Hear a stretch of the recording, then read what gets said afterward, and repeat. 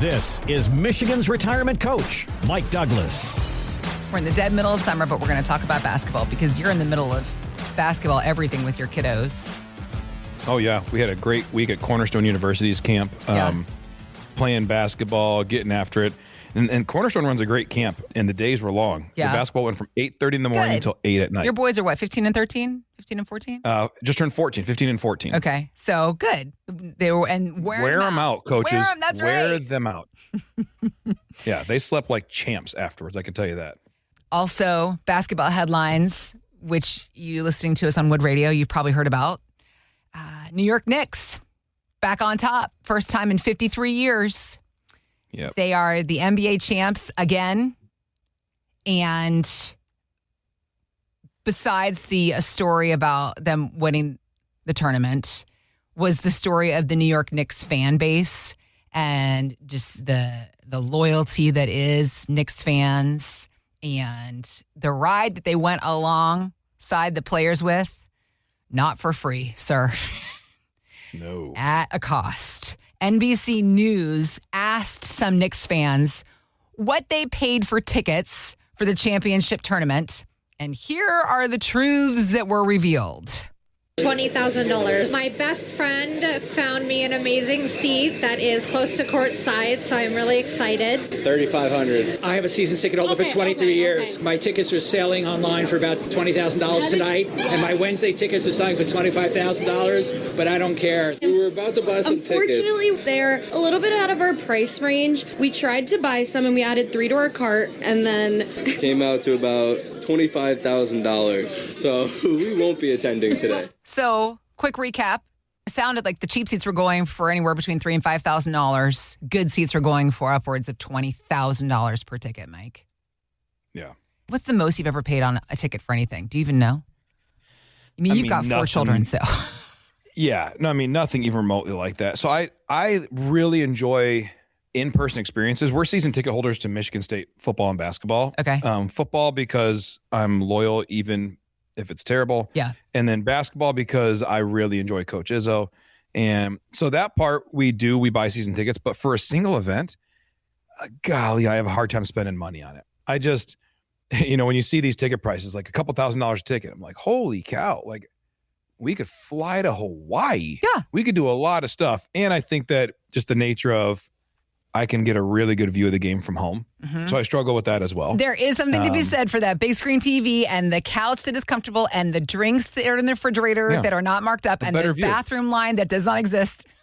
No traffic, no parking, no nothing. There's something to be said. I don't pay a lot for tickets. I do some fun stuff. Like my son and I went to our first ever Griffins hockey game a couple weeks ago. Yeah. And we're not hockey people, but just the night I got us the best seats I could get us that night. It was like $200 total. And we had so much fun. What a great experience at Van Andel. But yeah, these events, these memories though, making memories is a big deal. It's a big deal. I think that, I remember when Michigan State won the national championship in 2001.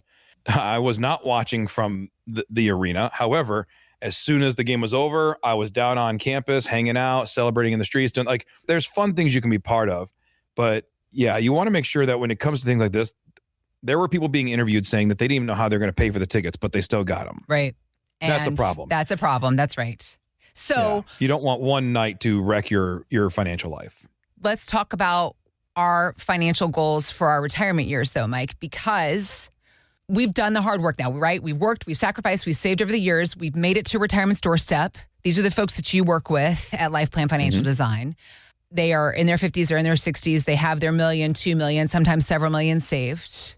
They're obviously smart people, probably conservative in a lot of ways.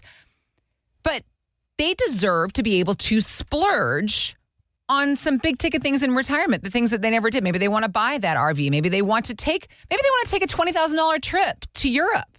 Who are we to judge? Yeah. So how can we create those moments of opportunities, those splurges for ourselves? Are there rules of thumbs that we need to apply to our financial plan? How do you help people figure this out? Yeah. So the biggest thing is when you look at moments like this, like I empathize and I understand why the New York Knicks fans are so, because it's not even just the 53-year drought. It's the amount of times they've been close and then Michael Jordan just buried them, or amount of times that they thought they were going to get there and then they just didn't do it. Yeah. So it's good to have great experiences.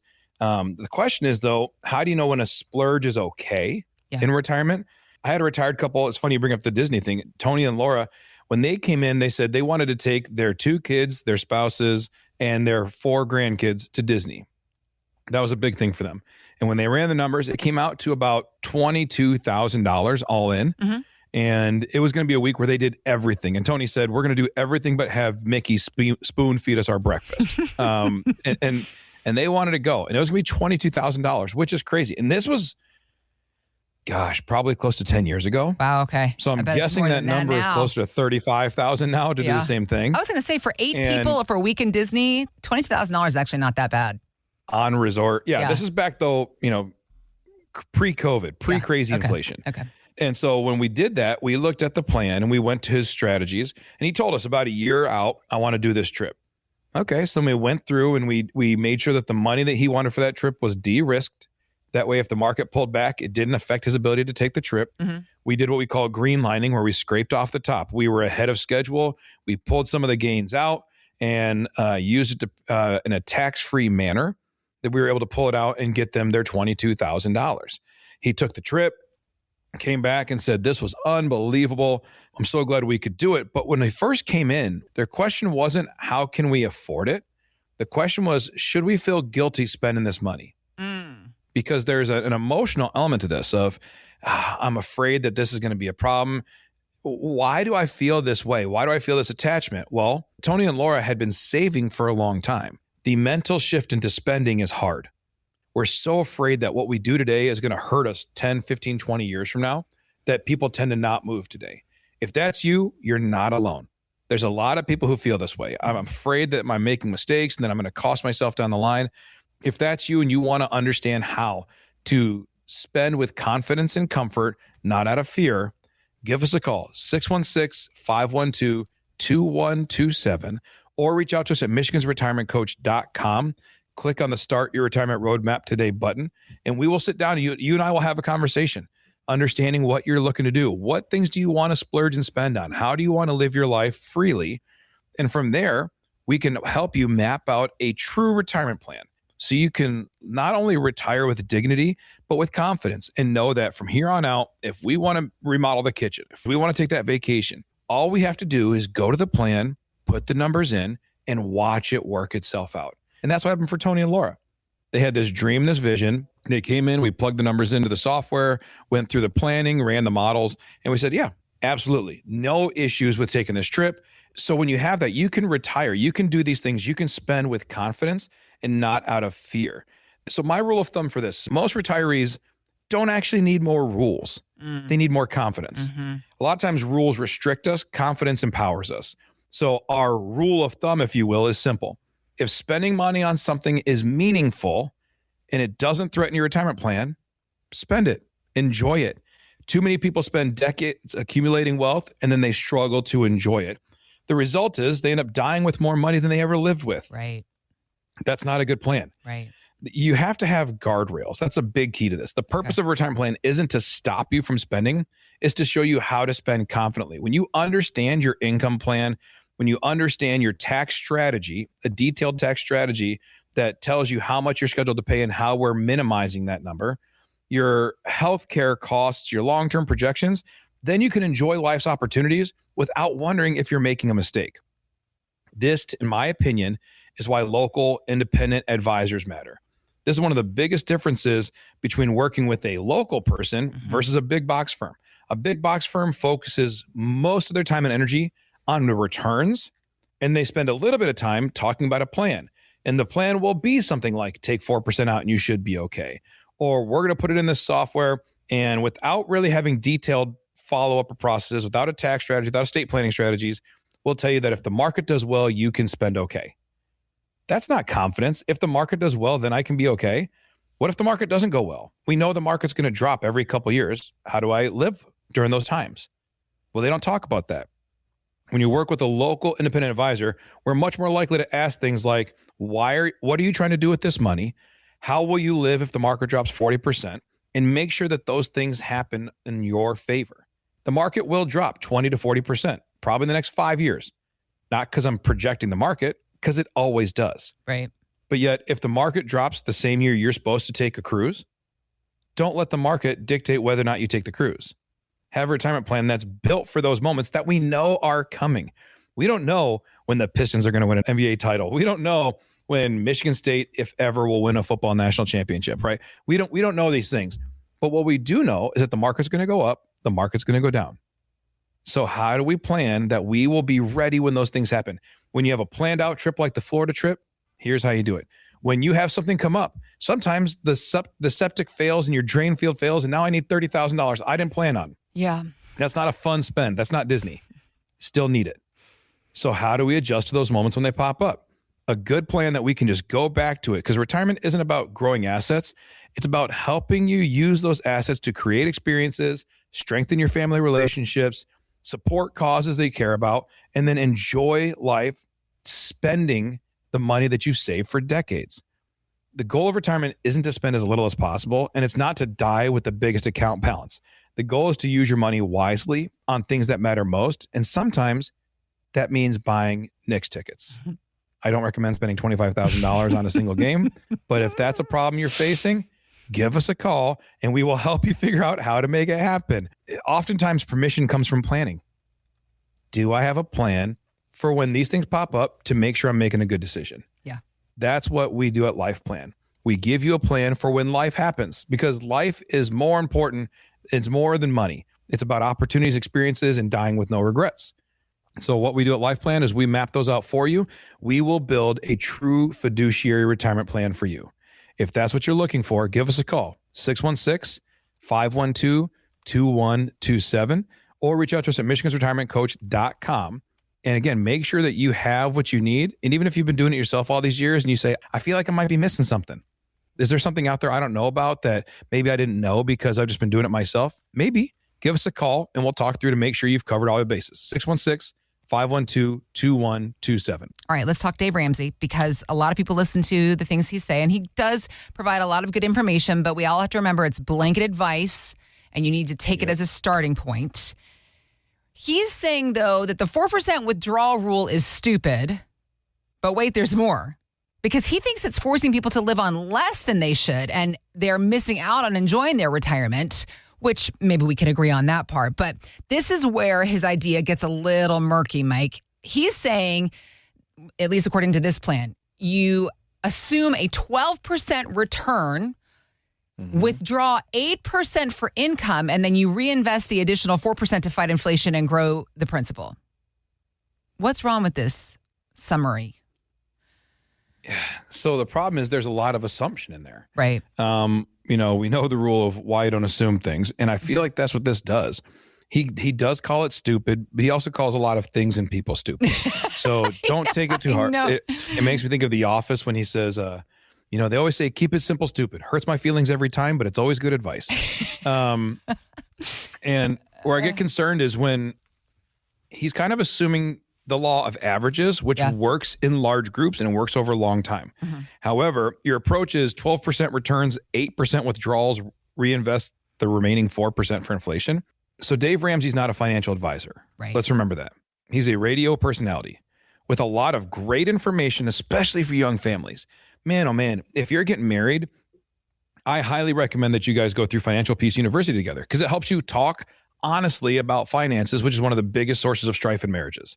When people aren't honest about finances and they're not open, it's a big issue. And he helps you uncover a lot of even old wounds, maybe from your family growing up, that you didn't realize you have. So it's important to take that advice. However, he is not sitting down with clients and reviewing their portfolios, reviewing their investments, building plans for the future. He does not do that. The advice here says the market's going to average 12% over the years, so you should always take out 8%. And in his world, if you've no debt, you paid cash for your house, cash for your cars, cash for this, cash for that, and you are sitting on no expenses except for utilities, then you can live this life, which is probably true. However, that's assuming you're fully invested in the S&P 500. You're okay with the market dropping 35 to 40%, because that 12% return is investing in the S&P 500, which is the stock market.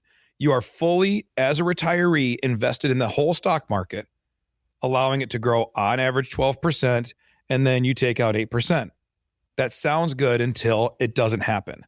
I had plenty of clients who retired early in 2008 and experienced losses right in retirement. And you can't tell them it's okay, the law of large numbers work out for you. The market's going to average 12%. Right, but their first experience was a crashing stock market when they retired. And if we had used Dave Ramsey's retirement plan for double-digit returns every year for those who retired in 2008, our clients would have been in a lot of trouble almost immediately. Why? Well, because I got $1 million, I'm going to take out $80,000. And then the market dropped 53% over 18 months. So now I took out 80 grand and my $1 million is down to $400,000. What do I do about that? Well, it's going to average 12%. Yeah, but I can't take out $80,000 anymore. So that's a real problem. And I think that that's the problem with large numbers or generic radio advice. Ironically, as we're out here talking about on the radio, hearing someone nationally who you will never meet in person is a problem. Eat the hay, spit out the sticks is what my father-in-law always says. So when you hear that, if he's talking about budgeting, absolutely listen. If he's talking about smart financial decisions in terms of how your house runs, I think it's probably good to listen to. If you want a good laugh, listen to him tear into somebody who's stubborn. It's great. But if you're looking for investment advice in retirement, I'd have a hard time dealing with the fact that he's going to let you assume that the markets will be good all the time. They're good 7 out of 10 years on average. So in those 3 years, what do? Do you live on less? An 8% withdrawal rate leaves very little room for error. He's saying you take out almost all the gains every year. That's dangerous because what happens when you have a good year, you take the gains out. Then you have 3 straight bad years. Not 2008. Let's talk about 2000 through 2002. 3 straight bad years in the market. How do you navigate that? I want to keep taking that $80,000 out, but the market keeps dropping. So I either take less income and I keep pulling from an investment that's losing money, or I go through and I just take more money out and I deplete my investments. So it's just risky to use rules like this. And even it's funny, he's like, the rule of 4% is stupid. And then he gave you the rule of 8%. Right. So it's just the whole idea that a rule is good for everybody, and it's not. Average returns don't matter if you run out of money before you reach the average. At LifePlan, we don't believe there's a one-size-fits-all withdrawal rule. Some people can safely spend 4%, others should spend less, maybe more. But at the end of the day, that's why we focus on actual fiduciary holistic planning. We are a local firm planning for a local real life. And we remember that life is way more than money. So retirement isn't about finding the magic percentage. It's about building an income strategy that fits your goals, your family, your taxes, and your risk tolerance. The real question isn't what's the right withdrawal rate. The real question is, can your plan survive if the next decade looks different than the last one? Because successful planning doesn't build on perfect assumptions. It's built on preparing for very imperfect realities. That's who LifePlan is. That's what Michigan's Retirement Coach Program is all about, is helping people be prepared for the downfalls we know are coming. We are very aware the stock market will crash, and how do you survive that? Number one, don't take generic advice. Sit with a local person. Understand what your life looks like and how to survive those times. 616-512-2127.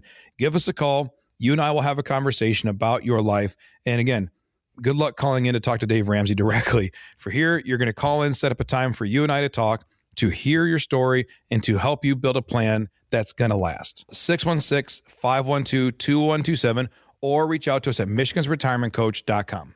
All right, let's talk about this headline that I saw, an article online, Mike. The headline reads, quote, "Millions of Americans spend decades saving for retirement only to trip over tax bills at the finish line." So the article goes on to say that we need to have more than one type of account within our overall retirement plan and or retirement account. It says we need to have a pre-tax bucket, we need to have an after-tax / tax-free bucket, and we need to have a taxable bucket.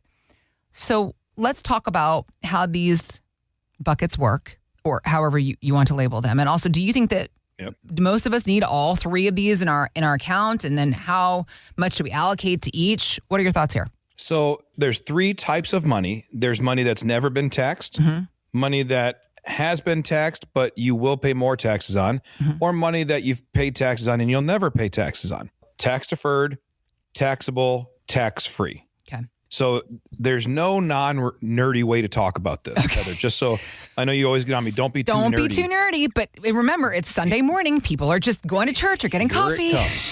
Here it comes. All right. Dang it. All so right. your tax-deferred accounts, 401ks, traditional IRAs, these are your retirement accounts that you had at work. The benefit is when you put money in, you don't pay taxes on the money as it goes in. Your company contributes. They don't pay taxes. The market grows it, and you don't pay taxes until you take it out. When you take that money out, it's all taxable as ordinary income. Okay, that's the first kind. The second kind is Roth money. We know about that. That's tax-free. I pay taxes on it now, and then it grows tax-free for the future. The third kind is what's called a non-qualified or a taxable account. Think of it this way. You get money in your bank account after all the taxes have been taken out of it, and then you go buy some stock. You go get an E-Trade or a Fidelity or a Schwab account. I'm just going to go buy some Tesla, I want to buy into the SpaceX IPO. I want to go buy some stock and just have this little separate brokerage account. And so this is money that you've already paid taxes on. It came to your bank account. And then now you only pay taxes when you sell the positions, right? If I make money and I sell the stock, I pay taxes on it. Okay. You don't pay taxes annually unless you're trading annually. You don't pay income tax on it unless it's traded less than a year. So it's this money that's out there. So you got the three kinds of money. And the reason why people say you need all three is because there's benefits to all three. The pre-tax money, if you are in a very high tax bracket right now, you're working, you're in a very high tax bracket, well, then you put the money into a pre-tax account. And so you don't pay 24% federal on it. You don't pay 32% federal on it. You don't pay 37% federal on it. You put it in tax deferred. And then when you retire, if your strategies are built properly, you can withdraw it at a much lower rate. There's a benefit to that. So that's what pre-tax works. It's great for saving taxes today. However, it creates a potential tax problem down the line when your withdrawals begin. If you have the taxable account, the brokerage account we talked about, right? Well, this is for brokerages and bank accounts. You have flexibility, you have liquidity, and you can use long-term capital gains, or if you hold the stocks longer than a year, they're taxed at a lower rate than other stuff, than other income. Then there's the Roth money. Roth money is expensive today, way cheaper from taxes down the line. So there's pros and cons. And I had a couple come in, Greg and Lisa, they live in Cascade, and they had done a phenomenal job saving. Right around $2 million saved. The problem is 90% of their money was in the pre-tax IRAs, the 401k type accounts. Okay. So it's never been taxed. Right. They didn't pay taxes going in. It's grown. It's built. Now it's a high amount, about $1.8 million of tax deferred, which means that they had a great investment. They had a great savings history, but now they have a very real tax problem in the future. Got it. They had large required distributions that are going to be coming out. They're going to have high levels of income, which is going to increase their Medicare premiums. So this is all something we had to factor in for them. And we had to build a strategy that when they retired, we did some pretty aggressive tax planning that said, all right, here's some unique investments we can go into that gives us tax advantages. Here's ways we can gift to churches and charity, and you don't have to pay taxes on that money. And we can reposition you to a more tax advantage portfolio. It's very nerdy conversations, but when we looked at what their life looked like over the next 25 years on almost $2 million, they were scheduled to pay about $1.4 million in taxes. Just assuming regular low, like today's tax brackets, regular income, nothing crazy happening, going to pay $1.4 million in taxes. That's a lot. And by doing our tax strategies, we said we can get that number down to about $650,000. Wow. Still not great. $650,000 still a big number. Yeah. But golly, it's less than half.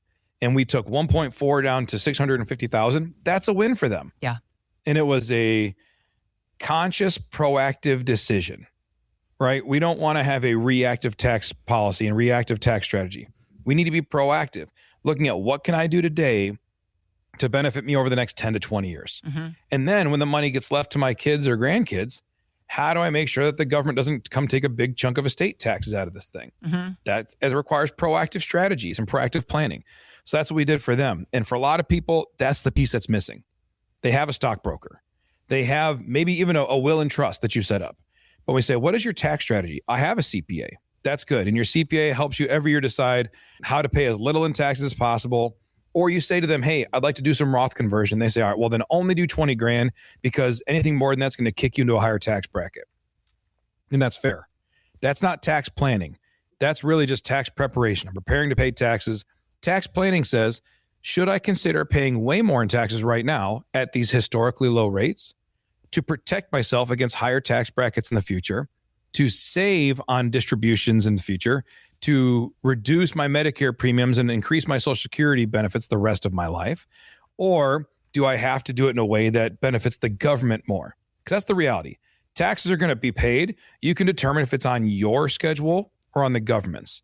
So the goal isn't finding the best bucket, pre-tax, taxable, or tax-free. Tax diversification is just as important as investment diversification. What happens if tax brackets double because of this $39 trillion debt we have? Well, if tax brackets go way up, it'd be really nice to do a kitchen remodel out of a Roth account rather than a IRA. It'd be really nice to have some money that my $30,000 remodel doesn't cost me 50 grand because of taxes. Right. And then all of a sudden, 2 years later, I get less Social Security because my Medicare premiums went up. So why? Because 2 years ago, I remodeled my kitchen. Like these things all interconnect and people don't understand how much they do because they're, I'm going to air quote the word financial advisor, but really their stockbroker just talks about the returns on the investments and what they see the market doing over the next 12 months.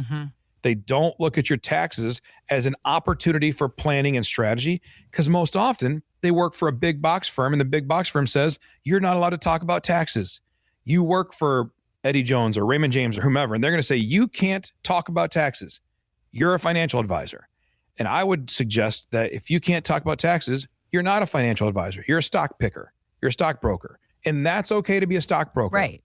I think it's good to have people who study the market, who prepare and who do that. That's really good. Don't call yourself an advisor because a true fiduciary advisor, I'm a certified financial planner. There's a lot of us out here. Certified financial planners and true fiduciaries look at the whole thing. Right. I can't say invest in this stock if I know that it's going to trigger a lot more taxes and you're going to net less money. I can't say pull from this account without thinking about the tax consequences. I don't have the luxury of just picking stocks. As a fiduciary, I have to do holistic planning. I have to look at the way that your investments affect your income and your income affects your taxes and your taxes long-term affect your estate plan and how this money transfers. It's a much more comprehensive thing than just, do I buy Apple or do I buy Microsoft? We're going to rebalance quarterly. That's great. What does that rebalance cost me in taxes? Because if you have a big brokerage account and they're going to rebalance quarterly because you said you're moderately conservative, and they rebalance you with no care for the fact that they just cost you 20 grand in taxes just to reposition some funds that were doing just fine. That's crazy. And we just had someone the other day, they came in as we walked through their portfolio. They were asking why we hadn't sold these 5 stocks that they brought in. And I said, well, because the gains in them were too high. And if I sold them, you'd owe all this money in taxes. So we're going to use that as a harvesting opportunity over the next 5 years. But the fact is, I wasn't willing to sell their positions just to make sure that they were in my portfolios with no regard whatsoever for what the tax consequences are going to be. That's financial planning. That's fiduciary level planning. Looking at everything bigger than just their portfolio, but at their whole family picture to make sure that they keep as much as possible of what they've earned. If you're looking for a local independent advisor who focuses on you, not just your account, that's what we do at Life Plan. That's what Michigan's Retirement Coach is all about. Helping you win at life, win in taxes, win in income, win in retirement. To have a plan that's built like that, that's built for you, give us a call, 616-512-2127, and we will schedule a time for you and I to have a phone call to talk through it, to make sure that your voice is heard, that your plan is analyzed, and that you have the right setup moving forward. 616-512-2127. Or reach out to us at michigansretirementcoach.com. michigansretirementcoach.com is our website where you can go to start the conversation with Mike and his team, or click on the links we got posted in the show notes.